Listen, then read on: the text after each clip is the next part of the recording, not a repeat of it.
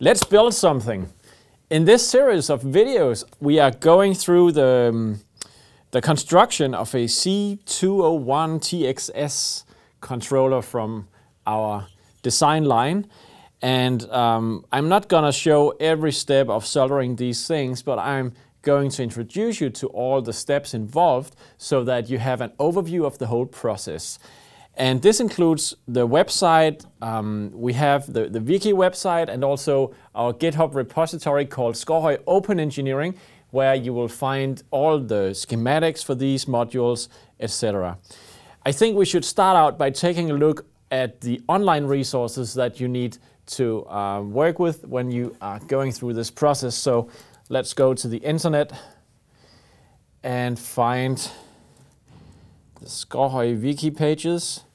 So this is where you're gonna go if you want to know development information about any of our composite projects. Currently the C201 is not listed here, and you will also find that the hardware design projects, which are the individual boards, let's take a BI1 board for instance. This is one component that usually goes into the design of one of our composite designs. They are also listed here, but still lacking some of the modules we are currently having in stock. Okay, so on these pages you'll find information on these things, and you'll also see that we have a link to the Open Engineering GitHub repository. And this is really important because here we have a lot of information you need to relate to. Now, first of all, in the repository you have a folder called Composite Designs, and inside Composite Designs you find information related to the models we have, like C10, C101, C200, C30, C51, etc.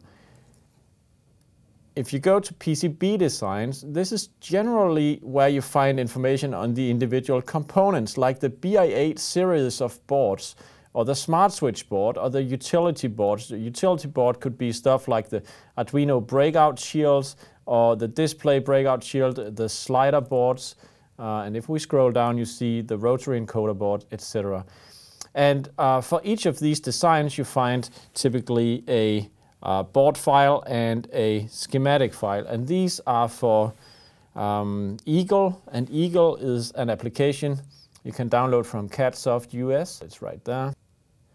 Download the whole folder of designs, and this is what I'm gonna do now. So, and if I want to download the whole folder Pcb Designs, I simply go to Downloads, and I download this as a zip file, and the download is complete. So we can now go to the Downloads folder. You see here we have the downloaded folder, which is SKAARHOJ Open Engineering. It's everything in our repository as a zip file, and we go into Pcb Designs, and we wanted to take a look at the encoder board. So if we find it here, we can simply, we should be able to double tap it, and it's gonna open in Eagle. So how does this look? Well, in Eagle what you see is the schematics, and the schematics will show you how the electrical design of this particular printed circuit board is made. So there are some capacitors, there are some resistors here. We have, this is the encoder switch right here for the one and the other channel. We also see that this one is seen on many on our designs, because this is the 8-way header that connects to the breakout shield, basically connects this to the Arduino. Well, this header is actually for the encoders, and if we open instead the BI8 board design, which has its separate folder right here, BI8, so we take the classic BI8 2x4 design, we open this one, and this is what you see. Now we have also some ICs involved. You can see how the IC's output pins through a resistor is connected to the switches over here. And the header I was talking about a moment ago is shown down here in the corner. So this is the header I was talking about. So this is an 8-way header that will provide 5 volt and ground, the I2C data and clock lines, the slider in connection for a T-bar slider, communication to display, and finally the data lines for the smart switches. If you want to use any of our designs here, the board design, the schematics for the boards is found at SKAARHOJ Open Engineering at GitHub. And we try to keep it up to date all the time. So this is where you'll find the most recent information. So how can you use the schematic? Well, in these videos, I'm not going into the electrical designs of these units. That is something, maybe we'll expand on that in another video. So I'm assuming that you have some experience with electronics at least, and may also be able to read these schematics. But let me just highlight a few things that I think is worth saying. First of all, the way we have constructed these schematics, you can see sometimes a line ends with a label, and this one says, let's take this one, it says L7. So where is L7 actually going? And L7 is simply connected to L7, which is also visible on the button number 4. This is button 4. Maybe I zoom in a little bit so you can see it better. Okay. So again, we have L7 is connected to this one. This is what it means. And in our experience, it gives a much nicer schematic if we use labels to connect components like this.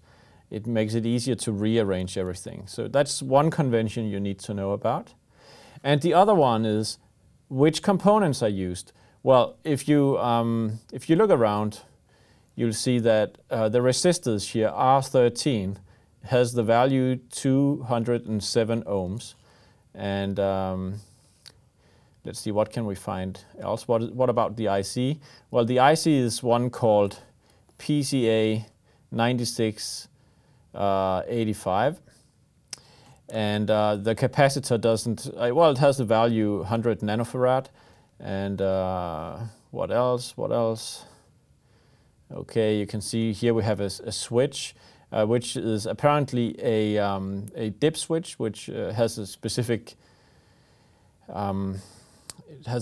size that needs to fit on the printed circuit board, and we are gonna take a look at that in a moment. This is a resistor array, etc. Now you can actually have a summary of all these components. So if you go to Edit Assembly Variants, you get this window, and in this window you see that we have these buttons, we have these capacitors, so we need 2 capacitors in 100 nanofarad and one in 10 microfarad.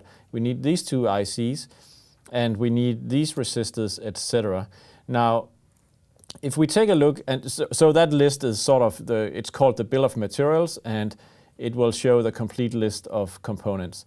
Now, this little icon up here will bring us from the schematic we are seeing right now over to the board design. So when I press this and enlarge, you see this is the design, the actual printed circuit board layout for a BI8 2x4 board, as you can see.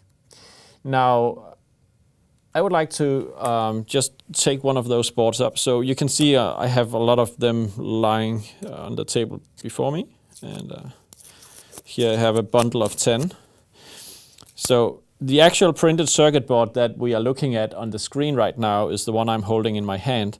So this is the upper side with the location for all the buttons. And if we look at the back side here, yeah, you're obviously looking at the back side. If you want to compare that to what you see on the screen, all the red wires are the upper side, and the blue wires are on the bottom side of the printed circuit board. And we could even try to disable the top side, for instance. So now you would only see what is on the bottom side of the PCB. Okay, these are details about Eagle that I'm not gonna expand much more in this video. But it's just to say that if you're interested in the details of these boards, we are trying to keep them close to the schematic and the board design instead of spreading it all over the place on wiki pages, etc. So you can do the same for any of these boards. We have some smart switch boards, the breakout shield, some more BI8 variants over here. We have the encoder board there, etc. and it's all the same story.